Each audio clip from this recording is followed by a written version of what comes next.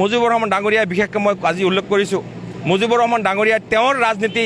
টিকাই ৰাখিবলৈ পঞ্চায়তৰ যিখন নিৰ্বাচিত ৱাৰ্ড মেম্বাৰ আছে তেওঁলোকৰ লগত বল প্ৰয়োগ কৰি আছে হেঁচা প্ৰয়োগ কৰি আছে বাহুবল প্ৰয়োগ কৰাৰ চেষ্টা কৰিছে এইটো হুতৰ বিপৰীতে মই নিৰ্বাচনৰ ফলাফলৰ পূৰ্বেও UDFৰ প্ৰতিনিধিসকলক কৈছিলোঁ আপোনালোকে নিৰ্বাচন খেলিব নালাগে আপোনালোকক ৰাইজে এবাৰ ভোট নিদিয়ে মোৰ কথা তেওঁলোকে শুনা নাছিল মই আকৌ আজি কৈছোঁ মুজিবুৰ ৰহমান ডাঙৰীয়াই এই ৱাৰ্ড মেম্বাৰসকলক হেঁচা প্ৰয়োগ কৰা বন্ধ কৰক কাৰণ হুতৰ বিপৰীতে যাব জিলা পৰিষদ আমাৰ কাউন্সিলৰ আমাৰ তেওঁৰ পক্ষত জিলা পঞ্চায়তৰ বডিটো বনাই তেওঁ যিটো কৰিব বিচাৰিছে ইয়াৰ জৰিয়তে ৰাইজ উপকৃত নহয় অপকৃত হ'ব ৰাইজৰ অপকাৰ হ'ব ৰাইজৰ উপকাৰ হোৱাকৈ পঞ্চায়তৰ বডিবিলাকো মুজিবুৰ ৰহমান ডাঙৰীয়াৰ যাতে হেঁচা প্ৰয়োগ নকৰে পঞ্চায়তৰ নিৰ্বাচিত সদস্যসকলে নিজৰ ইচ্ছামতে হুতৰ লগত মিলি থকাকৈ বডিটো বনাওক তাৰ কাৰণে তেওঁলোকে সহায় কৰক মই দেখিছোঁ প্ৰতিটো পঞ্চায়তে তেওঁলোকে হেঁচা প্ৰয়োগ কৰিছে প্ৰতিটো পঞ্চায়তত ৱাৰ্ড মেম্বাৰসকলক ভয় ভাবুকি